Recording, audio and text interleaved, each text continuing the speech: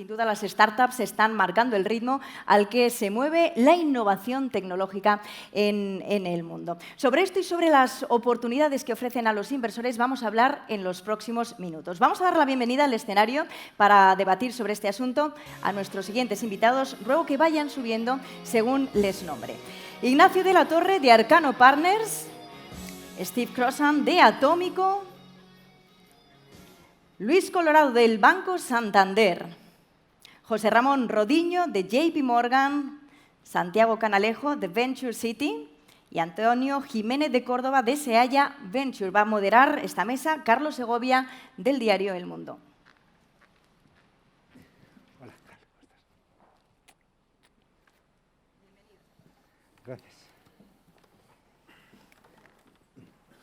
Bueno, pues buenos días. Y hemos visto cómo se ponía voz y sonido a la innovación y, claro, ahora hay que poner dinero a la innovación, ¿no? Vamos por fases. Y entonces vamos a hablar justamente de cómo financiar la innovación y la verdad es que tenemos personas más que autorizadas para ilustrarnos sobre eso y sobre todo, quizá esta gran contradicción para mí, esta gran paradoja de nuestro tiempo, y es como hay una liquidez en el mundo extraordinaria.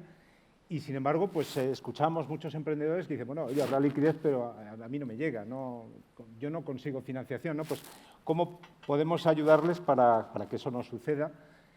Y cómo, no sé, sobre todo evitar que si sobra tarta, que haya gente que se quede con hambre, ¿no? Que es lo que está sucediendo.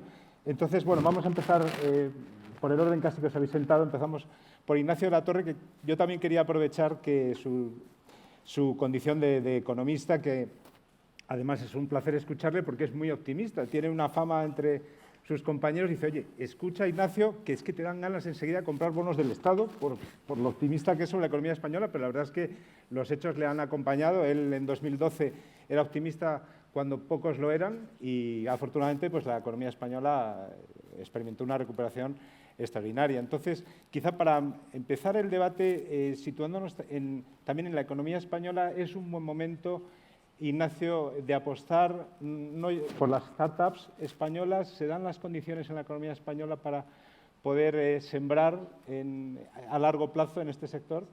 Bueno, lo primero, yo no tendría jamás un bono español al 0,4, me parece muy buena inversión. No. Me parece mucho mejor invertir en Venture Capital, ¿no? Al final, los inversores lo que miran es el retorno y el riesgo, ¿no? Un negocio de mucho margen es el tráfico de armas porque tiene mucho riesgo asociado y los países hay que verlos igual. España va a crecer un 2,4 este año, es decir, que va a ser de las grandes naciones occidentales la que más crezca. Y el riesgo que tiene España asociado es muy limitado. ¿Por qué? Porque estamos reduciendo nuestro nivel de deuda, cosa que pues poca gente puede decir. La deuda mundial está aumentando porque exportamos capital al resto del mundo, tenemos superávit de cuenta corriente y porque al final los españoles votamos de una forma muy centrada y el margen de actuación política es muy reducido en España, ¿no? Y por eso creo que si miramos retornos y riesgos, la inversión directa extranjera va a seguir yendo en buena dirección. Está subiendo un 30% ya, ¿no? ¿Y qué hay que hacer para fomentar que parte de esa liquidez llegue al ecosistema emprendedor? Pues los españoles tenemos 5 billones de euros ahorrados en casas y 2 en activos financieros. Esos 2 billones, la regulación española es tan ineficiente que fuerza a los fondos a tenerlo en liquidez diaria. Y el poco ahorro que tenemos en fondos de pensiones se va a comprar bonos de France Telecom o en acciones de Deutsche Telekom, ¿no? Bueno, pues lo primero que hay que hacer es permitir que los fondos de pensiones puedan invertir en Venture Capital, para que de esa forma el Venture Capital pueda comprar e invertir en compañías y cofinanciar junto con los Business Angels. Si queremos ser un país de primera en tecnología, tenemos que empezar a tener también una regulación financiera de primera, lo uno sin lo otro no casa. Y siempre hemos escuchado en el panel anterior como dice, oye, la administración nos tiene que ayudar, tiene que acompañar este proceso. Estamos, Ignacio, también tú sabes, en una lucha también por ajustar las cuentas públicas, por reducir el déficit. ¿Cómo por un lado, justificar, ¿no?, ventajas fiscales sabiendo que tenemos todavía este reto por delante? Yo no estoy defendiendo ningún tipo de ventajas fiscales. Lo único que las legislaciones absurdas cambien. Yo tengo un fondo de pensiones que a lo mejor lo tocaré si vivo pues, a los 68 años, 70, cuando sea, y que ese fondo me dé mi liquidez diaria es absurdo, no tiene ningún sentido. Esas regulaciones absurdas no afectan al déficit, lo que hay que hacer es cambiarlas para permitir que una pequeña parte de esa tarta que tenemos en activos financieros, 2 o un 3%, se puede invertir en venture capital, porque la externalidad que va a tener el país va a ser enorme en términos de innovación, de creación de empresas y de empleo, eso es fundamental, ¿no? Medidas como esa no van a afectar a nuestro déficit, al revés, lo que van a hacer es ayudar a reducirlo vía creación de empleo. Estupendo. Pasamos a Steve, que nos puede ampliar el foco además a Europa. Steve está en Londres, pero la verdad es que yo creo que es muy bueno que escuchemos en España a un partidario de la permanencia del Reino Unido en Europa. Te quería preguntar, ¿Europa está perdiendo, tú que piensas además en términos europeos, está perdiendo esta batalla de la innovación con China, con Estados Unidos? ¿Qué está haciendo Europa y cómo se puede resolver? Thank you very much, and thank you very much for inviting me. Apologies for speaking in English. I was just saying earlier that my son's Spanish is much better than my own Spanish, which is perhaps a good sign for our education system in the UK. I think that in Europe, so I'm here representing Atomico, which is one of the largest venture firms in Europe, investing since 2006, predominantly in Europe, supporting a lot of European companies, including companies here in Spain. The way I would answer your question would be to say Europe has no lack at all in innovation. I think we have more engineers and more qualified engineers than in the US, for example. Everywhere you go, not just in the major hubs of London, Paris, Berlin, Madrid, but actually far beyond into the whole of Europe, you find strong entrepreneurship and strong innovation. That innovation is increasingly supported at the very earliest levels, at the seed levels, including by some of the people represented here. But I would definitely agree that what we're missing is that funding at the later stages and at the significant scale. We had, in 2013, all of European venture capital invested that year represented about 5 billion euros. Last year, 2018, it was about 25 billion euros, so we're seeing significant growth, but that compares to 4 trillion in assets in European pension funds, for example. So it's really a minute fraction. And in fact, European pension funds only invested about 1.7 billion of that's 25 billion last year. And so I think we do need really to encourage that later stage of scale-up capital to come from European investors into European businesses. The opportunity is clearly here. There were, again, I'm quoting from the Atomico report on the state of European technology, which comes out every year. I encourage everybody to read it. It's free online. In companies started since 2000, there were 2 that had become billion-dollar companies by 2008, one of which was Skype, which was the genesis of Atomico. Of companies that were started in 2010, we already have more than 30 that have become billion-dollar companies, and that trend is only increasing. So the opportunity for the next decade, from here until 2030 in Europe, is enormous. And I think that other regions are definitely recognizing that, especially we see everywhere in the landscape. We see Chinese investors coming to Europe. That's partly as a result of CFIUS in the United States, but we're seeing very significant deployments of capital into Europe from Chinese companies. Tencent alone is deploying about 6 billion a year into acquisitions and also into strategic investments in Europe. And so I think it's very important strategically for Europe that private capital, family office capital, which is actually doing a little bit better, but also state capital and European level capital be significantly increased, because we're a long way behind at that scale-up level, the kinds of levels of investment that you see in the US and in China. Sí, hablas el futuro... perdona. Sí.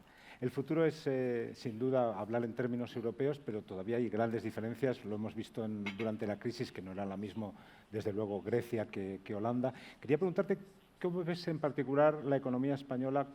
¿Cómo te da confianza, estabilidad suficiente para decir, venga, vamos a apostar aquí por empresas innovadoras españolas?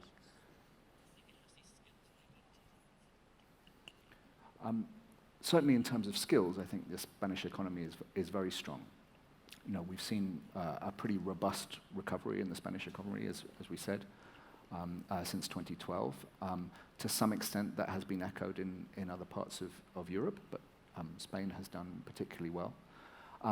There's very strong talent coming out of universities in Spain, and there are very strong research and development departments. Again, regionally, right across Spain, not only in technology, but also in related areas like biotech, materials science, all of these future technologies. And this, to some extent, is the pattern of Europe generally, which is that we have tremendous talent, we have a very strong academic sector, which is actually, I think, sort of, in some ways, the jewel in the European crown that we don't always recognize, how far our academic sector is leading the world in many areas.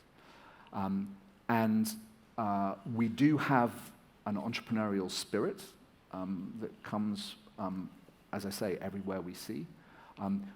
Where we are a little bit behind, I think, but getting better all the time, is both in financing that for growth and also in bringing together the commercial knowledge together with the R&D knowledge to take those scientific breakthroughs and turn them into companies.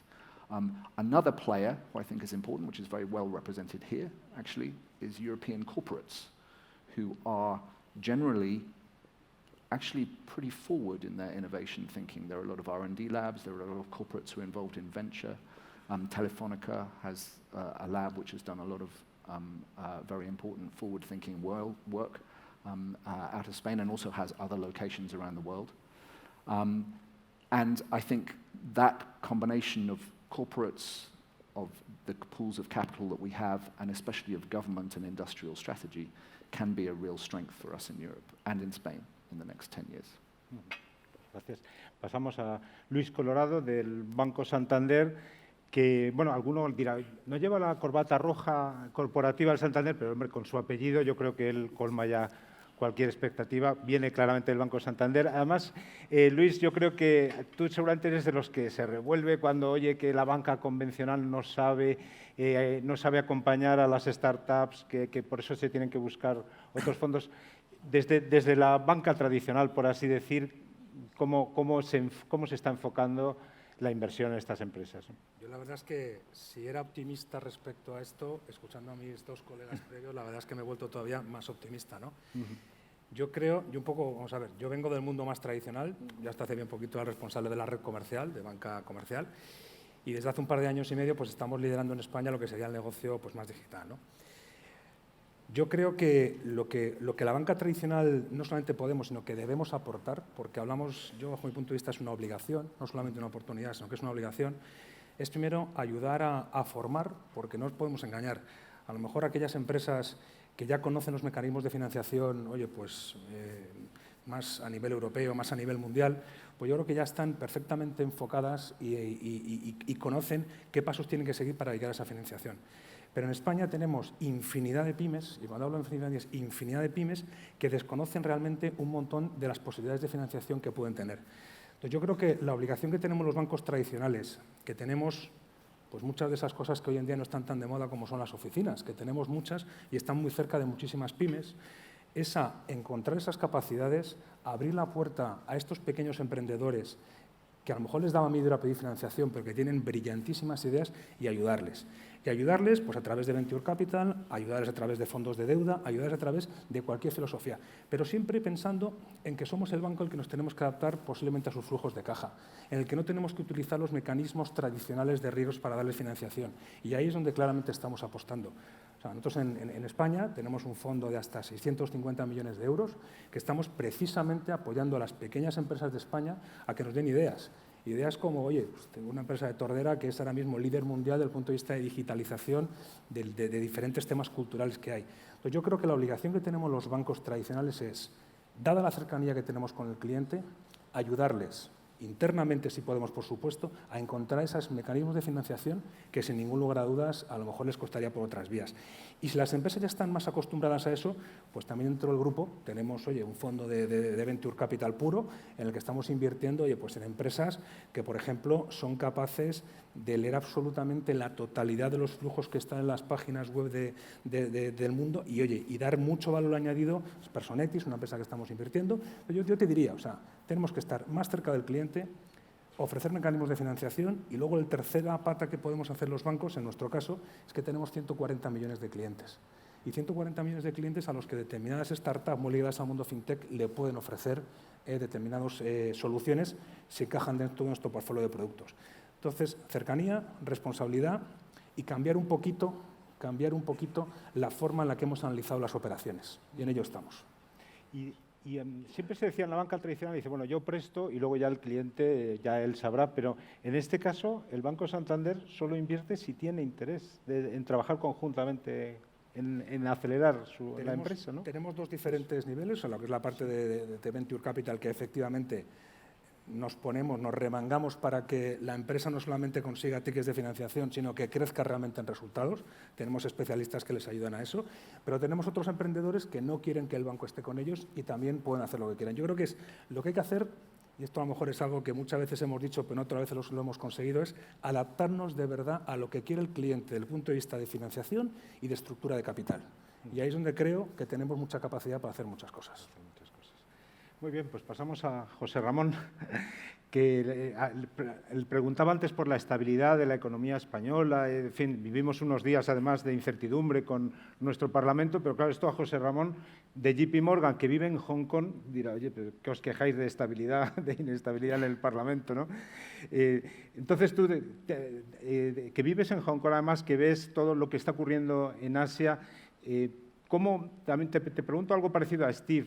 ¿Cómo ves cómo lo está haciendo Europa? ¿Estamos perdiendo esa batalla? ¿Cómo podemos mejorar pues, para que, en fin, lo que estás viendo tú en Asia lo podamos ver aquí? Bueno, muchas gracias. Primero, gracias por la invitación. Como dices, llevo mucho tiempo fuera, 12 años fuera ya de España, así que me encanta estar en un foro como este. Veo que las cosas están cambiando en España y cambiando muy rápido y eso es muy bueno. Hace 12 años, cuando me fui de España, ya había mucho menos innovación, mucha menos, sobre todo espíritu emprendedor. Y con las rondas que hemos visto de financiación de empresas españolas recientemente, creo que eso es una señal de que algunas cosas se están haciendo bien. Tampoco creo que estemos aún en el top mundial, hay mucho que hacer y creo que el índice de competitividad que se mencionó antes es importante, aún estamos lejos del top 10 y creo que deberíamos estar en el top 10 dado el peso de la economía. Pero respecto a lo que veo en Asia y en otras partes del mundo frente a Europa, creo que hay muchos factores, pero en la mesa de hoy hablamos de financiación y creo que realmente la financiación es muy importante y el venture capital. Y aún diría que si ves las rondas de financiación de una startup, el primero realmente es friends and family. O sea, una startup normalmente tiene que buscar dinero de sus propios ahorros, de sus amigos, familia y el círculo cercano. Una vez que ya tiene montado, tiene un producto que puede enseñar, va a buscar una financiación más institucional. Y yo creo que en España falta un poco esa financiación inicial y luego institucional. En Asia, por ejemplo, en ciudades como Hong Kong, Singapur, hay una cultura enorme de inversión. Primero de ahorro, se ahorra mucho y luego se invierte. Y hay también, en general, el inversor está dispuesto a tomar esos riesgos, ¿no? Hay mucha inversión en early stage y lo que buscan es un retorno lo más alto posible, ¿no? Generar 10 veces, 20 veces su inversión. Lógicamente, en ocasiones se pierde todo, ¿no? Entonces, es un asset class, es un tipo de inversión el cual el inversor tiene que entender muy bien y por eso en general se buscan las instituciones. Por eso yo creo que, como mencionaba antes Ignacio, el fomentar la inversión institucional creo que es fundamental.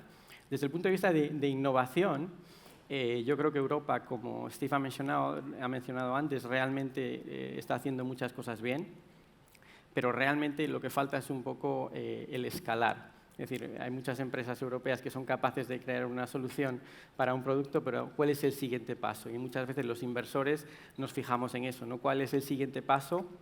Y, por ejemplo, España, yo creo que claramente el siguiente paso que tenemos es el puente a Latinoamérica, que, por supuesto, a través de empresas como Santander es un gran activo que debemos explotar. Pero hay que buscar, básicamente, el elemento diferenciador. Nosotros vemos muchas empresas en un año que resuelven el mismo problema y tenemos la capacidad de escoger cuál es la que creemos que lo va a conseguir en base al plan de negocio, a dónde se van a expandir, al talento del equipo fundador, etc. Entonces, España, si quiere competir a nivel mundial, tiene que buscar diferenciarse y cuál es la propuesta de valor para los inversores.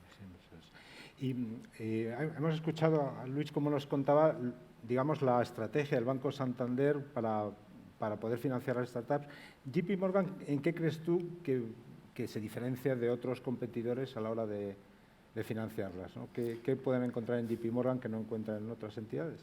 Pues nosotros, igual que el Santander, tenemos dos tipos de financiación. Uno es nuestra financiación habitual a clientes que hacemos a través de oficina, que realmente a nivel startup o pequeña empresa solo hacemos en Estados Unidos. Fuera de Estados Unidos es un negocio corporativo y no trabajamos con pequeñas empresas. Y en ese negocio, precisamente, nos dimos cuenta que no lo hacíamos muy bien. Es decir, un poco torturábamos a las startups, un proceso muy largo para solicitar la financiación y les dábamos financiación a muy pocas de ellas. Con lo cual, lo que hicimos fue intentar buscar cómo sería la mejor forma de cambiar el negocio.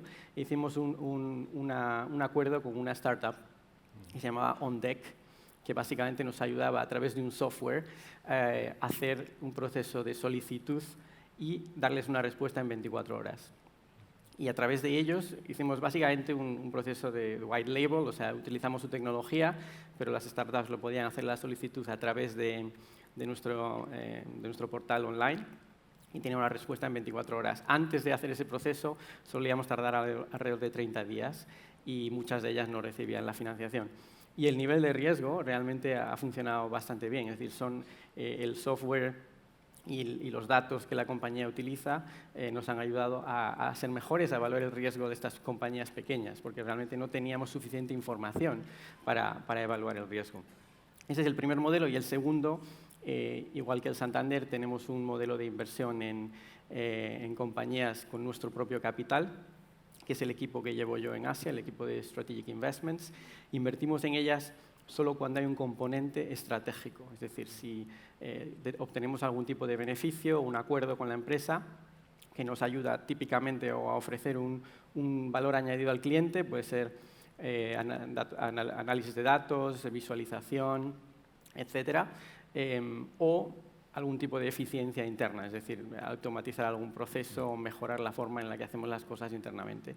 Y hacemos inversiones realmente un rango muy grande, es decir, las compañías con las que llegamos a acuerdos y ofrecemos algo al cliente, realmente tenemos un interés muy grande en que esas compañías crezcan y nos puedan servir globalmente, con lo cual participamos en múltiples rondas de financiación y les ayudamos hasta el final, con lo cual yo creo que ese es un poco el beneficio que les damos. Lógicamente, la expansión geográfica es el otro gran beneficio, dado que tenemos operaciones en prácticamente todos los países desarrollados. Muy bien, pasamos a Santiago Canalejo, que bueno, es tan profesional que siendo pamplónica nos está acompañando y se ha perdido los Sanfermines para preparar, entre otras cosas, poder acompañarnos. Pero háblanos un poco de tu firma, que tú vives en Miami, y ¿qué podemos aprender de la experiencia estadounidense? Porque tú crees que la financiación tradicional en este sector no está dando la talla, ¿no? Bueno, gracias por invitarnos. Me he perdido Sanfermines, pero bueno, el año que viene recupero sin problemas. Muy bien. Pues mira, nosotros a nivel de grandes diferencias, nosotros somos una empresa relativamente reciente en este sector. Empezamos hace 2 años con oficinas directamente en Miami y en Madrid porque buscábamos oportunidades de negocio dentro del mundo de startup de tecnología que sean internacionales, ¿no? Entonces, una de las cosas que hemos podido ver en estos años es que el factor quizás más importante a la hora de diferenciar los proyectos de un lado y de otro es la escala. O sea, nosotros vemos la escalabilidad, digamos, en los grandes mercados como una variable que por defecto casi todas las inversiones, los proyectos que vemos en Estados Unidos llevan ya de por sí de entrada y que en España, en Europa e incluso en Latinoamérica muchas veces adolecemos, ¿no? No existe de primeras, ¿no? El emprendedor o la empresa, la startup americana normalmente tiene ya una ambición, unas pretensiones de escala, que es lo que al final ayuda a desarrollar la tecnología enormes, ¿no? Y eso, bueno, va sucediendo, yo creo, en España, pero es una de las cuestiones que vemos ahora mismo diferenciales, ¿no? Otro punto quizás importante es la diversidad, ¿no? En Estados Unidos la diversidad está por defecto desde hace muchos años. Quizás no es un tema que se haya buscado específicamente. Creo que la diversidad en muchos casos viene dada porque hay una carencia, digamos, de talento y las empresas han tenido que manejar, digamos, el recurso y el talento conforme venía, y eso ha facilitado que muchos proyectos incorporen perfiles totalmente variados. Obviamente se habla de género, pero también de religión, de cultura, de países, de experiencias totalmente distintas, que enriquece desde el principio muchas veces los proyectos y les da una proyección mucho más ambiciosa y rica. Vemos en nuestra humilde experiencia que en España y en Latinoamérica esa diversidad no viene por defecto en los proyectos, ¿no? O sea, cuesta desarrollarla. Creemos que está sucediendo porque también hay una carencia de talento importante en muchos de los proyectos que se están desarrollando y los emprendedores no tienen otra excusa más que buscar, digamos, el talento donde esté y donde venga y en las circunstancias en las que se encuentre, ¿no? Y ese proceso lleva tiempo. Creemos que estamos viendo pues, grandes esfuerzos y grandes resultados en muchas startups españolas y europeas que están en esa senda, pero es otro de los factores que vemos un poco diferentes, ¿no? Y luego, como decían también mis colegas, hay un tema quizás de entendimiento de lo que es el venture capital que en América, en Estados Unidos e incluso en Europa probablemente sea más razonable en cuanto que llevan más tiempo practicándolo. En España creo que todavía hay una duda o hay digamos, una injerencia entre private equity y venture capital que no se entiende bien los diferentes modelos, los diferentes activos. Y, bueno, forma parte un poco de nuestra responsabilidad, los que estamos en el sector y alrededor, de educar también al inversor para que entienda, digamos, las particularidades del venture capital, por qué es diferente a otro tipo de activo, que es lo que lo hace muy atractivo en muchas cuestiones y un riesgo también en otras, ¿no? Yo diría que esas 3 cuestiones, con nuestra experiencia, es lo que más hemos visto así distinto, ¿no? Desde tu observatorio de Miami, ¿qué escuchas sobre la economía española? ¿Genera confianza la regulación? ¿Que es fácil embarcar financiación para España, para startups españolas? Sí, yo creo que sí. Además se está viendo. Yo creo que si miramos un poco los números de las inversiones que se han hecho tanto en private equity como en venture capital en España en los últimos años, son las empresas extranjeras, los fondos que tenemos aquí, algunos presentes, los que más dinero han aportado porque creen en el sector, creen en la industria, ¿no? Quizás están viniendo a unos proyectos en unos estadios más tarde, o sea, es cuando ya los proyectos están más avanzados, cuando está entrando el capital extranjero, pero lleva años entrando y yo creo que ahora precisamente la oportunidad está en el capital español, tomar rol en esos proyectos, digamos, más tardíos, con tickets más altos, compitiendo un poco con las grandes firmas de inversión europeas y americanas que llevan ya años viniendo a España para hacer sus inversiones, ¿no? Con lo cual la oportunidad es enorme, ¿no? Y en todos los aspectos creo que España desde fuera se ve como un país estable, una regulación más que resuelta y, claro, todo es relativo, ¿no? Si lo comparas con otros países del entorno americano, por ejemplo, pues estamos muy claramente por delante en todos esos aspectos. Perfecto, sí. Pues yo creo que Antonio Jiménez de Córdoba, de Sealla Ventures, va a estar en parte, ¿no?, de acuerdo con lo que ha dicho tu predecesor Santiago y a lo mejor no tanto en la regulación. Yo te pregunto, por un lado, es verdad, Antonio, que hay un interés creciente y hay casos de éxito en Sealla Ventures de rondas de financiación que han atraído, ¿no?, fondos extranjeros.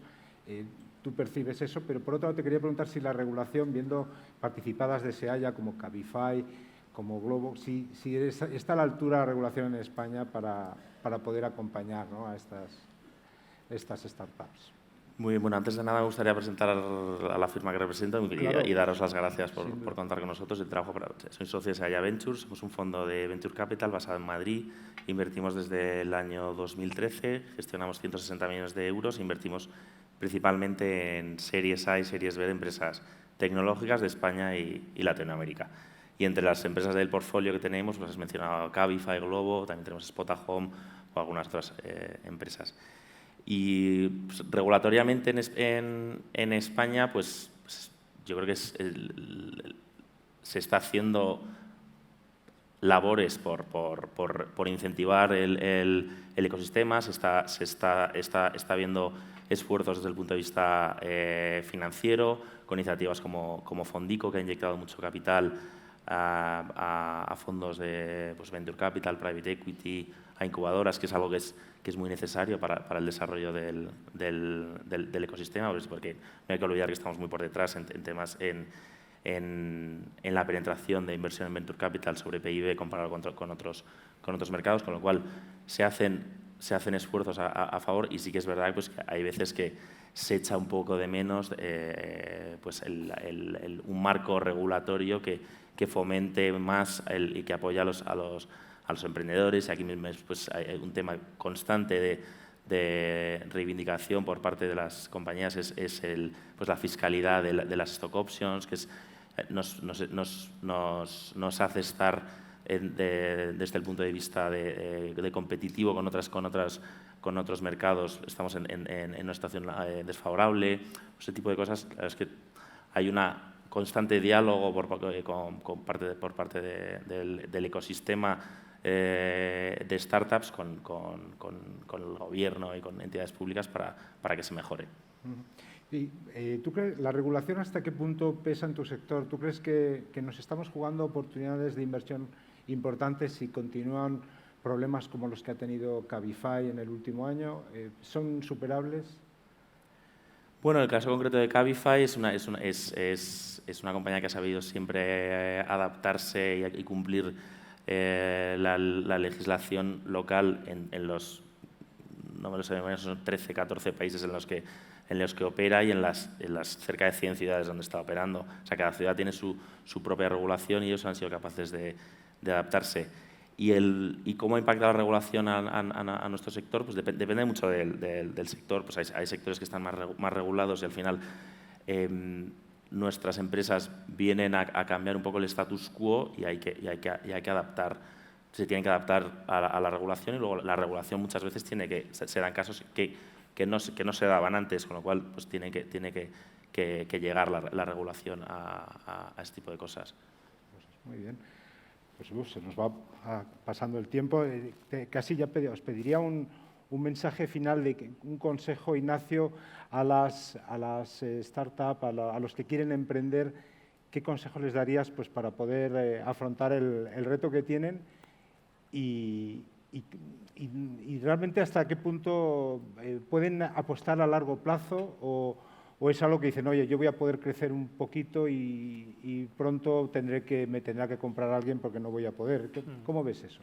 Mira, acabo de llegar de Israel y está viendo el ecosistema de ellos y lo que te dicen es que es clave el pensamiento global. El mercado de Israel es muy pequeño, si pensamos en Israel no tenemos futuro, nuestro mercado del día 1 es un mercado global, ¿no?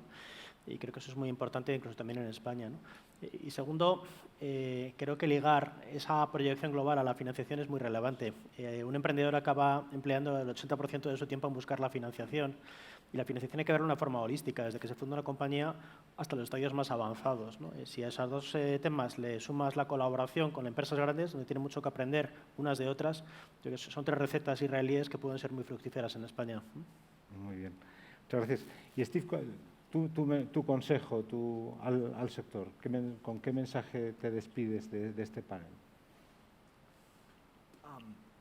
Thank you. Well, I think I will probably finish actually just by echoing what Santiago was saying, especially about diversity. It's somewhat clear that we have a diversity challenge in the sector, and you only have to look at the numbers in terms of who gets investment and also who is doing the investing to know that that is a big challenge. I think that is something which, if we solve that in Europe, or if we can make steps towards that in Europe, that can literally double the opportunity size in front of us, and that can add double-digit percentages to GDP over the next few years. There are huge pools of entrepreneurial talent which are missed, partly because of knowledge, but partly because the people on the other side of the table, frankly, look like us. The more we can get a diverse set of people into the venture and investing community, the more we're going to find those opportunities. And that is going to be good, not just for society, but it's actually going to be extremely good for returns. And so I think that is a challenge which I hope that we will address very strongly in the next 10 years. And I expect we will. Sí. Muchas gracias. Luis, ¿tú qué consejo das? A ver, yo creo que, un poco lo que hemos dicho antes, ¿no? En España existe un talento emprendedor espectacular, y los bancos tradicionales tenemos la obligación de canalizar las necesidades de financiación. Y en ese sentido, las capacidades que tenemos que poner para ellos son no solamente las propiamente financieras, sino las de ayudarles a saber cómo hacer que sus empresas sean más grandes y tengan esa visión global. Y aquí me gusta poner en valor esos puntos que son nuestras oficinas, que ayudan a que un emprendedor se acerque y tengamos una capacidad para darle estas ideas, estas posibilidades de financiación. Yo creo que mezclando las dos cosas, la financiación de un grupo muy grande, las posibilidades que tenemos de ayudarles con la capilaridad física para guiarles de manera correcta, pues podemos ayudar como se merecen y como tenemos la obligación de hacerlo. Muchas gracias. José Ramón. Pues a mí me gustaría dar una recomendación a las empresas. Yo, desde mi punto de vista, llevo 10 años haciendo inversiones en startups, y lo que he visto es que la velocidad a la que los diferentes sectores están cambiando y la velocidad con la que las startups son capaces de competir y sacar cuota de mercado a las empresas que tienen básicamente las incumbentes, y perdón por no me sale en castellano, está acelerándose.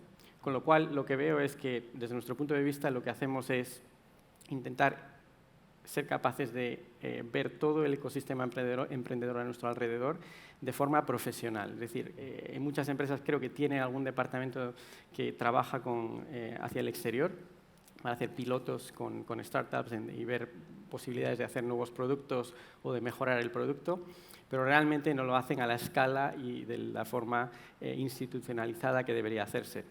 Nosotros creo que en los últimos años hemos creado un sistema bastante global y que tratamos de cubrir todas las necesidades y ver todas las startups que son relevantes en nuestro sector y darles la oportunidad.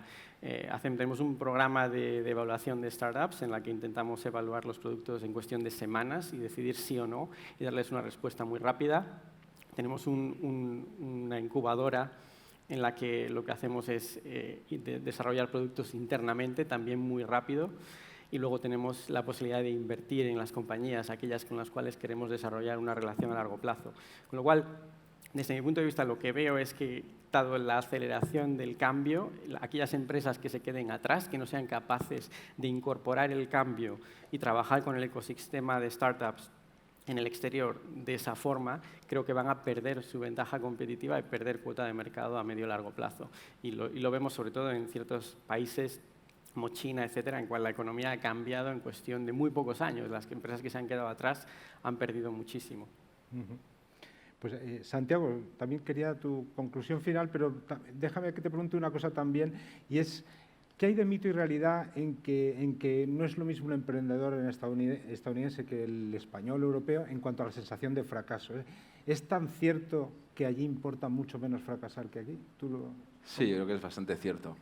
Quizás la gran diferencia es que ahí las oportunidades son tan variadas, tan amplias, y hay una capacidad de rehacerse y de adaptarse tan grande que el fracaso, bueno, eso puede ser un obstáculo, pero no te impide seguir, ¿no? Porque las oportunidades son enormes, ¿no? En nuestro sector más tradicional el problema es que no hay muchas oportunidades, entonces fracasar muchas veces te deja en la cuneta durante demasiado tiempo y eso obviamente ha creado una sensación de miedo, de vértigo, que hace que mucho emprendedor esté pensando más en no meter la pata que en apostar y ser valiente e ir hacia esa escala, hacia ese tamaño, a esa una dimensión que te da la tecnología para diferenciarse del resto, ¿no? Pero no, yo creo que no es mito, que hay bastante realidad, forma parte de la cultura y también es verdad que se va mejorando y los emprendedores actuales nada tienen que ver, sobre todo en el mundo de la tecnología, con lo que eran hace unos años, ¿no? Porque los equipos, todo el mundo general es mucho más global, mucho más diverso y estamos en otro entorno totalmente distinto, ¿no?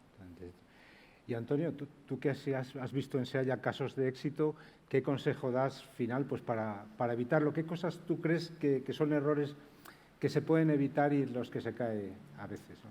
Yo diría que por mejor dar un consejo más que evitar errores es que no tengan miedo en invertir en equipo. Al final, analizando el histórico de inversiones que hemos hecho, las que han ido bien son las que desde el primer momento el equipo fundador, por supuesto, era bueno, pero que no han escatimado en invertir en equipo. Creo que en España hay un pool de talento muy, muy bueno, pero también no hay que quedarse solo en España. Yo creo que muchas veces hay que atraer talento internacional.